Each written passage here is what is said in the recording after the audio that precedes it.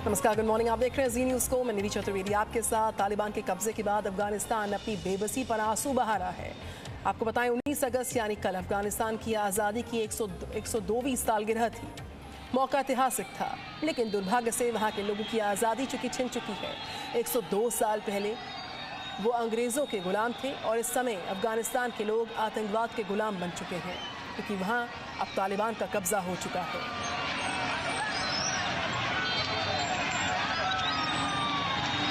जो बेकसूरों पर कोड़े बरसा रहा है, गोलियां बरसा रहा है, महिलाओं के अधिकारों को छीन रहा है। तालिबान अब उस हथेली की तरह है जिसने मुट्ठी बनाकर अफगानिस्तान को बंद कर लिया है, और उस मुट्ठी की 5 उंगलियां हम आपको गिनवाएंगे।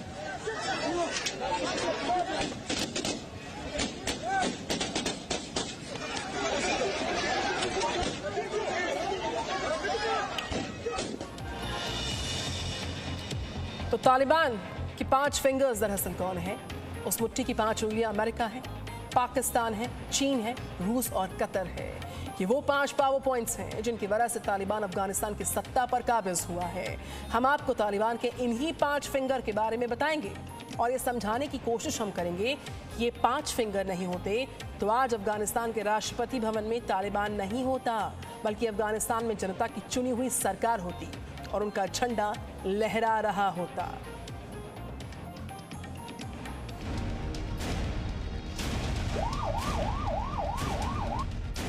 कंधे पर रॉकेट लॉन्चर, बेकसूरों पर बरसती गोलियां, रोती बिलखती महिलाएं, अपना मुल्क छोड़ने को मजबूर लोग और आजादी के दिन भी दहशत में सांस लेती करोड़ों जिंदगियां। अफगानिस्तान में इन हालात के लिए अकेला तालिबान जिम्मेदार नहीं, अमेरिका भी है। The idea that the Taliban would take over was premised on the notion that that somehow the 300,000 troops we had trained and equipped was going to just collapse. They were going to give up. I don't think anybody anticipated that. ताकत और कूटनीति में खुद को दुनिया का तुर्रम खान समझने वाले अमेरिका को पता ही नहीं चला कि तालिबान इतनी जल्दी काबुल पर कब्जा कर लेगा। इस बात पर यकीन करना मुश्किल है। आप ही सोचिए, एक तरफ अमेरिकी सैनिक अफगानिस्तान खाली कर रहे थे और दूसरी ओर तालिबान वहां के प्रांतों पर हमला कर रहा था। अमेरिकी सैनिक फिर भी रुके नहीं, वापस जाते रहे और तालिबान के लड़ाके आगे बढ़ते रहे। जब तालिबान काबुल तक पहुंच गया, अमेरिका ने उन्हें वहां भी नहीं रोका। ये सब देखने और जानने के बाद एक बच्चा भी समझ जाएगा कि बिना अमेरिका की मदद के तालिबान की काबुल में एंट्री हो ही नहीं सकती थी। लेकिन हम आपको ये बताना चाहते हैं कि तालिबान के लिए रास्ता बनाने का काम अमेरिका ने बीते 6 महीने या 1 साल में नहीं किया है, बल्कि इसकी शुरुआत 10 साल पहले हो गई थी। 2001 में अफगानिस्तान से तालिबान राज खत्म करने के बाद अमेरिकी सेना की संख्या वहां बढ़ती रही। साल 2003 में 10,000 अमेरिकी सैनिक वहां मौजूद थे। साल 2008 में सैनिकों की संख्या बढ़कर 60,000 हो गई। बराक ओबामा जब अमेरिका के राष्ट्रपति बने तो उन्होंने अफगानिस्तान में और ज्यादा सैनिकों को भेजने का फैसला लिया। इस तरह साल 2010 में वहां 1 लाख अमेरिकी सैनिक तैनात थे। लेकिन उसके बाद ओबामा ने अफगानिस्तान से सैनिकों की संख्या घटानी शुरू कर दी। साल 2011 तक अफगानिस्तान में 1 लाख से घटकर सिर्फ 34,000 अमेरिकी सैनिक रह गए और साल 2017 तक वहां मौजूद अमेरिकी जवानों की संख्या 9,000 से भी कम हो गई। इस समय अफगानिस्तान में सिर्फ 4,500 अमेरिकी सैनिक हैं, लेकिन वो तालिबान से नहीं लड़ रहे, सिर्फ काबुल एयरपोर्ट की सुरक्षा में लगे हैं।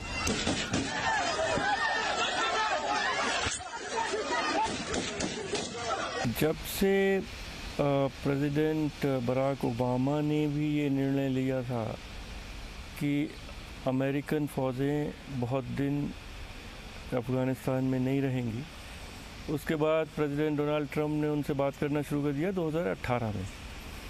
तभी से ये कुछ नज़र आने लगा था कि अमेरिका अब तालिबान के साथ पावर शेयरिंग के लिए तैयार है।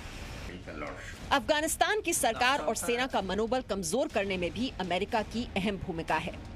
अफगानी हुकूमत को भरोसे में लिए बिना अमेरिका तालिबान के साथ बातचीत करने लगा।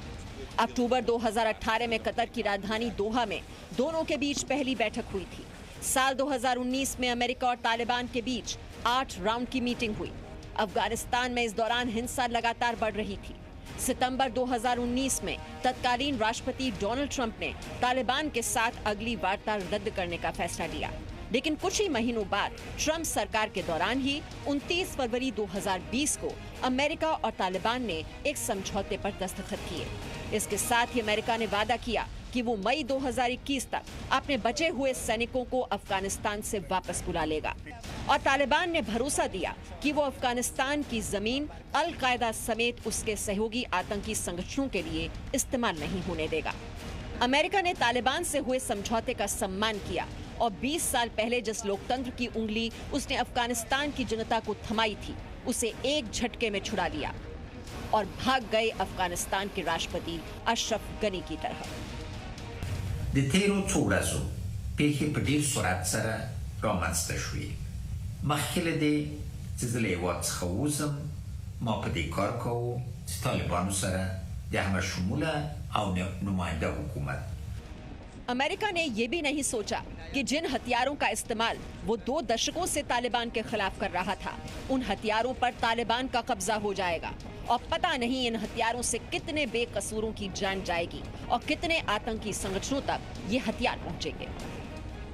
काबुल से अनस मलिक के साथ ब्यूरो रिपोर्ट, जी मीडिया। तो ये सच है कि 20 साल पहले अमेरिका ने अफगानिस्तान को आतंकवाद से आज़ादी दिलवाई थी। ये सच है कि 20 साल पहले उसने काबुल में तालिबान को भगाकर लोकतंत्र की स्थापना की थी। और सच तो ये भी है कि अमेरिका ने अपने स्वार्थ के लिए अफगानिस्तान के लोगों को उनको उंगली थमाई और जब वहाँ के लोगों पर मुसीबत आई तो उसने उंगली झटक ली और छोड़ दिया अकेले। अफगानिस्तान में तालिबान राज कायम होने के लिए अमेरिका कैसे जिम्मेदार है, ये आपको हमारी रिपोर्ट देखकर मालूम चल जाएगा। तो आपको एक खास रिपोर्ट हम दिखाएंगे। बहरहाल तालिबान के वर्चस्व के पीछे चीन और पाकिस्तान की भूमिका के बारे में आइए बताते हैं। अफगानिस्तान पर तालिबान का कब्जा होना पाकिस्तान और चीन के लिए खुशी की बात आखिर क्यों है? आखिर क्यों पाकिस्तान और चीन तालिबान की तारीफ और तरफदारी दोनों कर रहे हैं?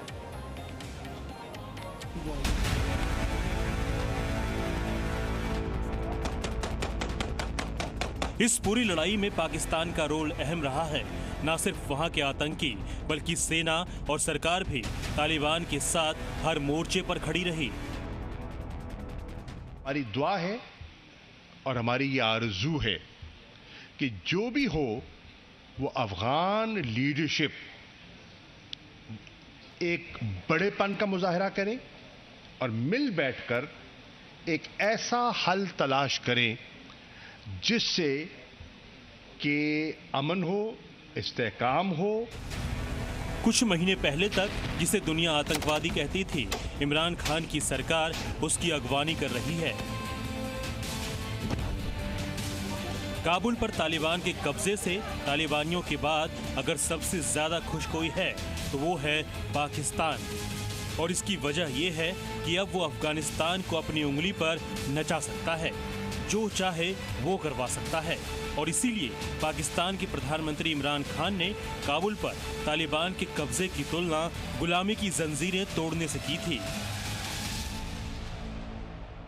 जब आप किसी का कल्चर ले लेते हैं तो वो क्या आप करते हैं? आप बेसिकली ये कह रहे हैं कि वो कल्चर हमारे से ज़्यादा ऊंचा है। आप एक मुख्तलिफ कल्चर के गुलाम बन जाते हैं। जब आप ज़हनी गुलाम बनते हैं तो ये याद रखें, असल गुलामी से ज़्यादा बुरी ज़हनी गुलामी है। ज़हनी गुलामी की जंजीरें तोड़ना ज़्यादा मुश्किल होता है। जो अभी अफ़गानिस्तान में गुलामी की जंजीरें तो तोड़ दी उन्होंने, लेकिन जो ज़हनी गुलामी की जंजीरें वो नहीं टूटती। पाकिस्तान की कोशिश होगी कि वो तालिबान को भारत के खिलाफ इस्तेमाल करे, अफगानिस्तान में हिंदुस्तान की विकास परियोजनाओं में बाधाएं खड़ी करे और कश्मीर के नाम पर पाकिस्तान की ओर से चलाए जा रहे प्रॉक्सी वॉर का हिस्सा बने। इमरान खान को लगता है कि तालिबान की मदद से आतंकवादी संगठन टीटीपी यानी तहरीक तालिबान पाकिस्तान पर काबू पाना संभव होगा। इसलिए वो तालिबान का खुलकर साथ दे रहा है और तालिबान के समर्थक देशों में एक नाम चीन का भी है।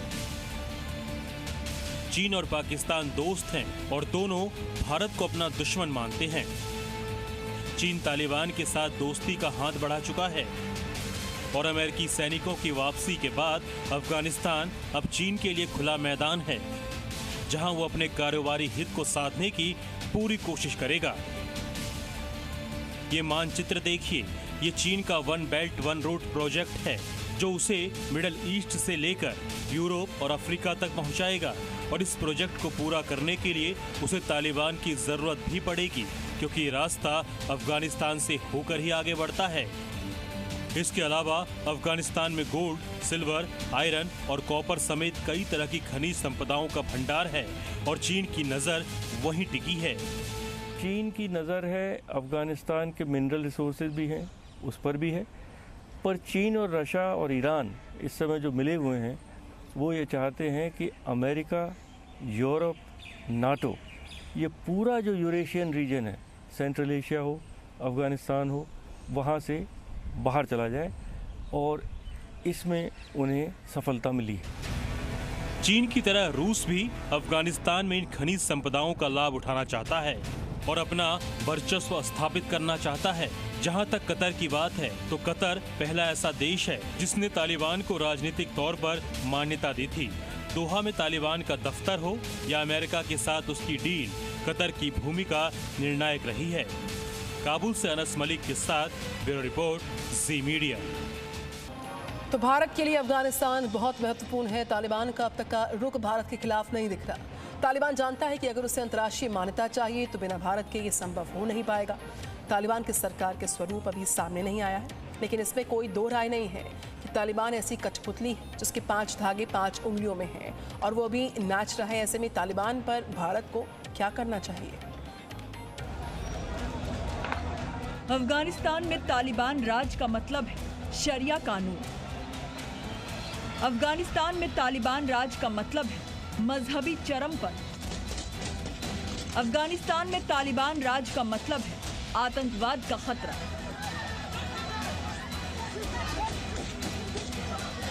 अफगानिस्तान में तालिबान राज का मतलब है भारत के लिए चुनौती। हिंदुस्तान के लिए समस्या ये है कि वो हिंदुस्तान को पसंद नहीं करते और ख़ासकर हिंदुओं को।